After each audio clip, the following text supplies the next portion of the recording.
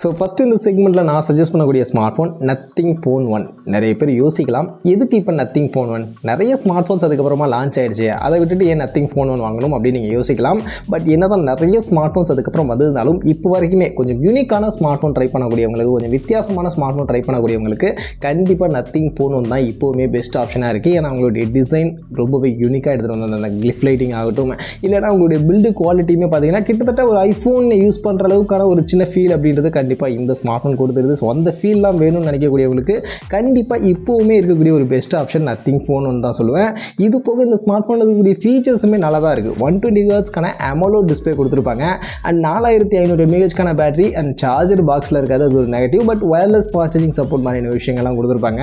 பர்ஃபார்மன்ஸுக்கும் Snapdragon 778G அப்படின்ற ஓரளவுக்கு டீசெண்டான பர்ஃபார்மன்ஸ் கொடுக்கக்கூடிய ஒரு ப்ராசர் இருக்கும். அண்ட் பின்பக்கம் 50 mega pixel plus 50 mega pixel அப்படின்னு 2 டியூவல் கேமரா பின்பக்கம் இருக்கும். முன்பக்கம் 16 mega pixel selfie display finger print ஸ்கேனரோட மெயினாக அந்த கிளிஃப் இன்டர்ஃபேஸ், ஸோ பின்பக்கம் அந்த கிளிஃப் லைட்டிங் மாதிரியான அந்த ஒரு யூனிக்கான விஷயத்தோட இந்த ஸ்மார்ட் ஃபோன் இப்போ இந்த செக்மெண்ட்டில் 8+128GB வேரியன்ட் 29,000 மாதிரியான இந்த ப்ரைஸ் செக்மெண்ட்டுக்கே கிடைக்குது. ஸோ அந்த வகையில் பார்க்கும்போது அந்த 30,000 செக்மெண்ட்டில் கொஞ்சம் யூனிக்கான ஸ்மார்ட் ஃபோன் வேணும், ஓரளவுக்கு டீசெண்டான ஃபீச்சர்ஸ் நமக்கு இருந்தால் போதும், ரொம்ப பெஸ்ட்டான பர்ஃபார்மன்ஸ்லாம் வேணாம் அப்படின்னு நினைக்கக்கூடியவங்களுக்கு இது ஒரு நல்ல ஆப்ஷன். ஈவன் கேமரா கூட இந்த செக்மெண்ட்டில் மற்ற பிராண்டுக்கு கம்பீட் பண்ணுற அளவுக்கான ஓரளவுக்கு ஒரு நல்ல கேமரா பர்ஃபார்மன்ஸும் இது கொடுக்குது.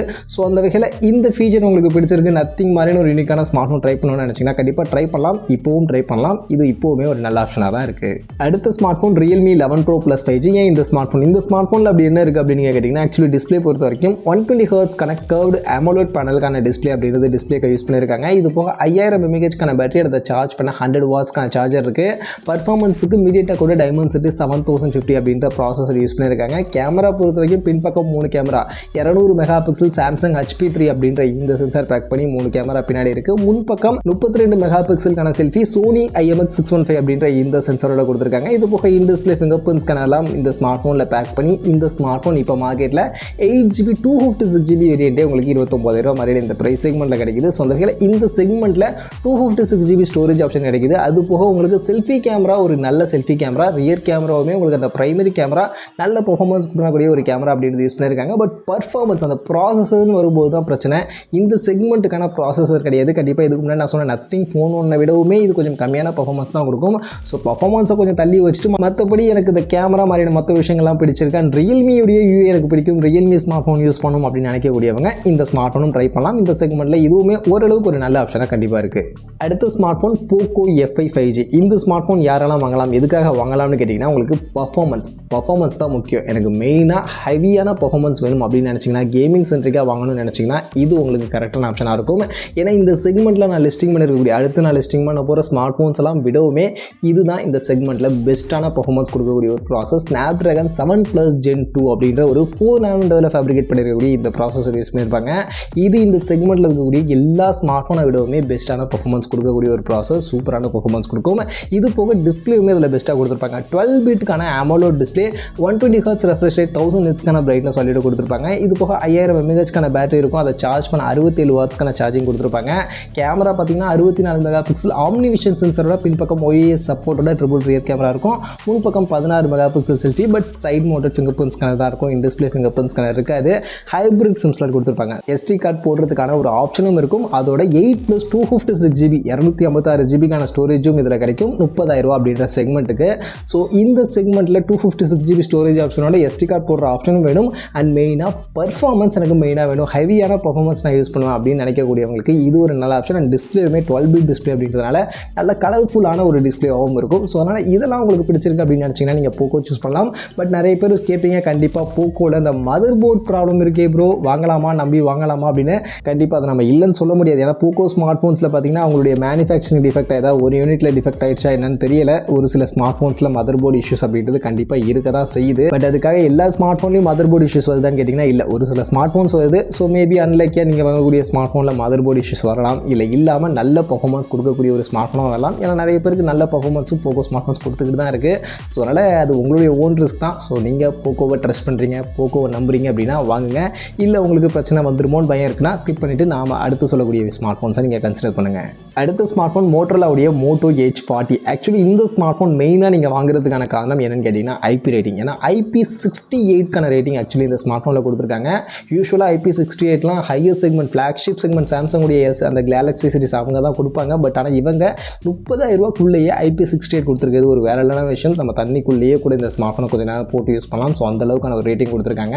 இதை தாண்டி மற்றபடி இருக்கக்கூடிய ஃபீச்சர்ஸாக பார்க்கும்போது 144 ஹெர்ட்ஸ்க்கான கர்வ்டு POLED பேனலுக்கான டிஸ்பிளே அப்படின்றது யூஸ் பண்ணியிருப்பாங்க. So curved display 144 hertz refresh rate உங்களுக்கு இங்கே காம்பினேஷனில் கிடைக்கும்.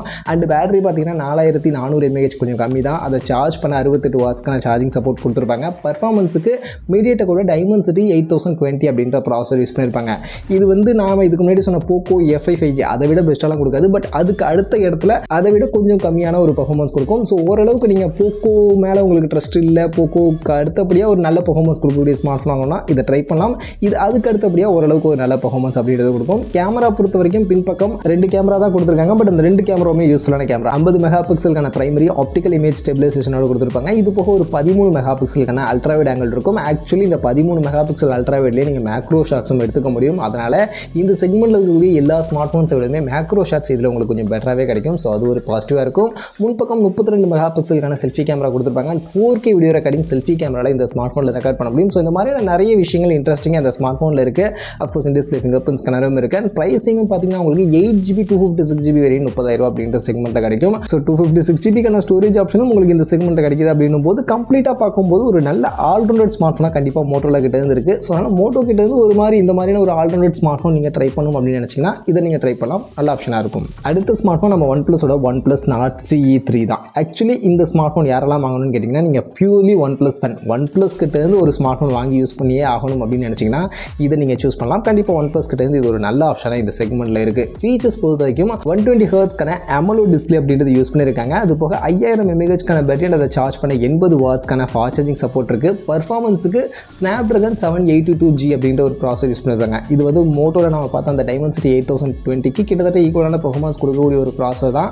ஸோ அதனால் அதுக்கு ஈக்குவலாக நீங்கள் போகோக்கு அடுத்தபடியாக இதுவுமே ஒரு நல்ல பர்ஃபார்மன்ஸ் கொடுக்கக்கூடிய ஒரு ஸ்மார்ட் ஃபோனாக இருக்கும். கேமரா பொறுத்த வரைக்கும் 50 மெகா பிக்சல் Sony IMX 890 அப்படின்ற ஒரு நல்ல சென்சாரோட பின்பக்கம் 3 கேமரா கொடுத்துருப்பாங்க. முன்பக்கம் 16 மெகா பிக்சலுக்கான selfie camera, in display finger print scanner, NFC சப்போர்ட்டோட ஹைப்ரிட் சிம் ஸ்லாட் மாதிரியான இந்த ஃபீச்சர்ஸ்லாம் பேக் பண்ணியிருக்கும். ப்ரைஸிங்கும் பார்த்தீங்கன்னா 8+128GB ரேட் 28,000 அப்படின்ற ப்ரைஸ் செக்மெண்ட்டுக்கே கிடைக்கும். ஸோ அந்த வகையில் இந்த செக்மெண்ட்டில் OnePlus கிட்டேருந்து எனக்கு ஒரு ஸ்மார்ட் ஃபோன் வேணும், நல்ல ஆப்ஷனாக இருக்கணும் அப்படின்னு நீங்கள் கேட்டிங்கன்னா இது ஒரு நல்ல ஆப்ஷன். கண்டிப்பாக இதையும் நீங்கள் இந்த செக்மெண்ட்டில் கன்சிடர் பண்ணலாம். ஒரு நல்ல ஆல்ரவுண்டடாக OnePlus கிட்டேருந்து இருக்குது. ஃபைனலி ஓவரால் எனக்கு இந்த அண்டர் 30,000 செக்மெண்ட்டில் இப்போ மார்க்கெட்டில் இருக்கக்கூடிய ஸ்மார்ட் ஃபோன்ஸில் நல்ல ஆப்ஷன் இதெல்லாம் கன்சிடர் பண்ணலாம் அப்படின்னு எனக்கு தோணுன சில ஸ்மார்ட் ஃபோன்ஸை நான் உங்களுக்கு சஜஸ்ட் பண்ணியிருக்கேன். இந்த ஆஃபர்ஸ் இல்லை நீங்கள் இதெல்லாம் கண்டிப்பாக கன்சிடர் பண்ணலாம். மற்றபடி இந்த ஸ்மார்ட் ஃபோனில் உங்களுக்கு எந்த ஸ்மார்ட் ஃபோன் பெஸ்ட்டாக படுது, நீங்கள் இந்த ஆஃபர்ஸ் இல்லை ஒரு ஸ்மார்ட் ஃபோன் வாங்கணும்னு நினச்சிங்கன்னா எந்த ஸ்மார்ட் ஃபோன் இந்த செக்மெண்ட்டில் வாங்குவீங்க கமெண்ட்ஸில் வந்து சொல்லுங்கள்.